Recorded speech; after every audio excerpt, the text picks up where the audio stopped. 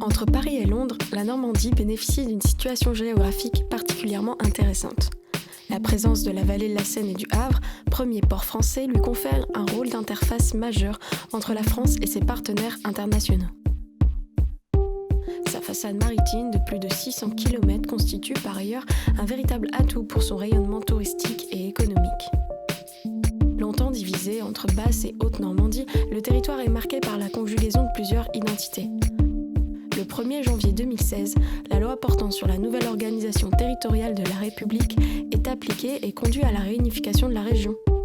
Qui dit réunification dit besoin d'un projet commun pour le territoire. L'enjeu est donc aujourd'hui de rassembler ces deux entités pourtant séparées administrativement depuis plus de 60 ans. La Normandie doit faire face à de nombreux enjeux, comme l'accessibilité, la transition énergétique, l'accès aux services, la préservation du patrimoine et bien d'autres. De plus, il faut anticiper les fermetures probables des centrales nucléaires existantes, comme celle de Palluel, sur la côte d'Albâtre. En conséquence, il est nécessaire de repenser la question des ressources énergétiques et les enjeux économiques pour le territoire. Les élus normands se rassemblent donc auprès des citoyens pour définir un projet de territoire adapté. C'est justement l'objectif à développer dans un nouveau document de planification, le schéma régional d'aménagement, de développement durable et d'égalité des territoires. La tâche est difficile. La co-construction territoriale est à inventer. C'est l'objet de UP, une démarche d'utilité publique initiée dans une volonté de recherche opérationnelle.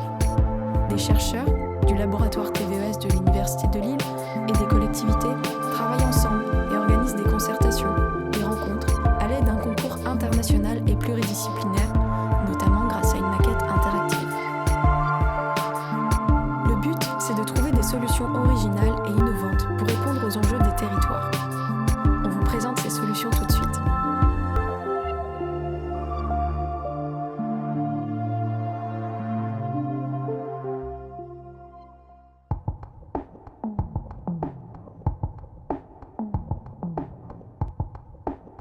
La mobilité est un enjeu incontournable du développement de la Normandie.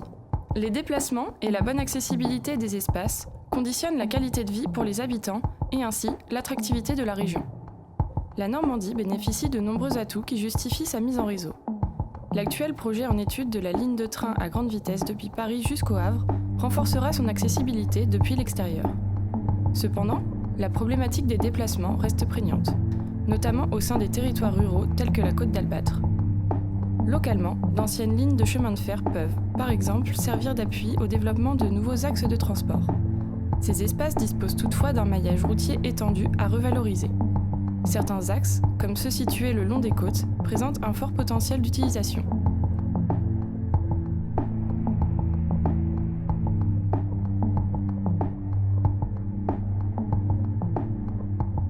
Les habitants peuvent eux aussi être les moteurs d'une redynamisation des mobilités. À l'image des propositions de l'atelier 117, il est ainsi possible de structurer les déplacements à travers le développement du covoiturage. Des haltes et des applications numériques facilitent la mise en relation des citoyens. Une mise à disposition des véhicules en libre service, tels que des voitures ou des vélos, pourrait ainsi parfaire l'offre en déplacement. La répartition équilibrée de bornes sur le territoire permet une certaine souplesse dans la mobilité des habitants ou des visiteurs.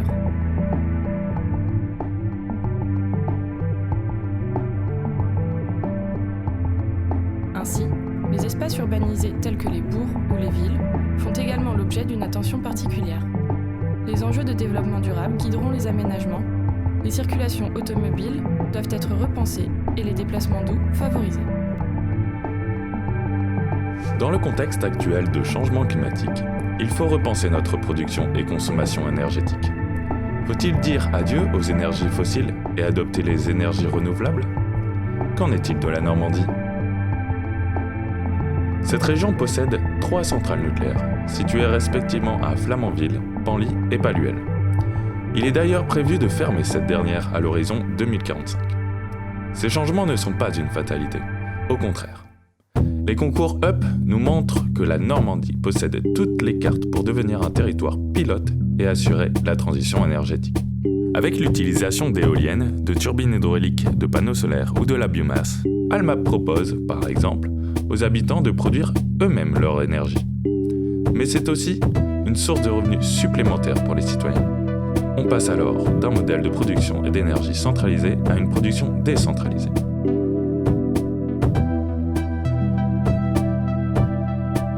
Dans les clos masures, les coopératives agricoles peuvent aussi recycler la biomasse et les autres déchets sur place. Mais que faire de la centrale de Palluel ? L'équipe de Rural Plus propose de la remplacer par un ensemble de structures qui préservent les espèces en voie de disparition.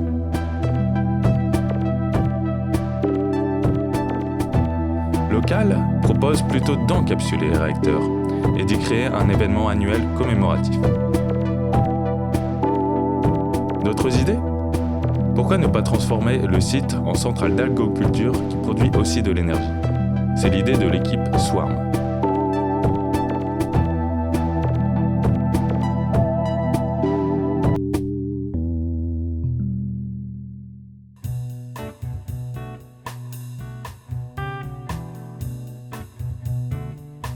La communauté de communes de la Côte d'Albâtre est de nature rurale. Certains équipements et services sont donc moins accessibles aux habitants, notamment dans les communes les plus éloignées des pôles urbains.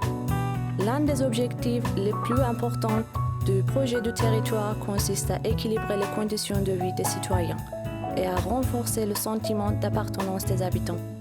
L'équipe Sémaphore s'appuie sur les lieux identiques à chaque commune pour réunir des équipements et les rendre accessibles aux espaces les plus isolés en termes de services.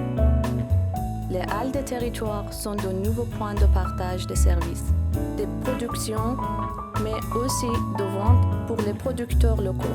Ils sont donc un support de la vie associative et de la diffusion de savoir-faire. Les idées générées par les concurrents peuvent aller plus loin. L'atelier 117, par exemple, propose d'installer des quais. Ce sont des espaces publics partagés qui regroupent différents usages. Des camions itinérants viennent compléter ces offres en fonction des demandes et des besoins de chaque commune. Ces deux fonctions créent une armature pour rendre les services accessibles à l'ensemble du territoire, dans l'arrière-pays comme sur le littoral. Enfin, l'équipe de Revisite Trouville propose elle aussi l'implantation des halles en dehors des communes. Elles peuvent accueillir divers événements et festivals, de la vente directe de produits locaux à l'installation de brocantes ou des manifestations associatives. Ces centres de gravité sont associés à un parking relais ainsi qu'à une navette pour faciliter la fréquentation de ce lieu par les habitants des communes voisines.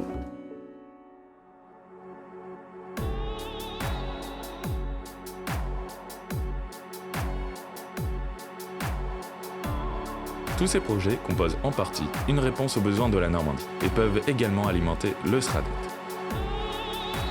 De tels aménagements permettent aussi de renforcer le sentiment d'appartenance au territoire et d'assurer ainsi sa cohérence. Au final, les concours UP offrent un catalogue d'idées originales et innovantes. Ils montrent que la Normandie est un territoire avec beaucoup de potentiel. Certains projets peuvent même s'appliquer à d'autres échelles, en France ou bien ailleurs dans le monde.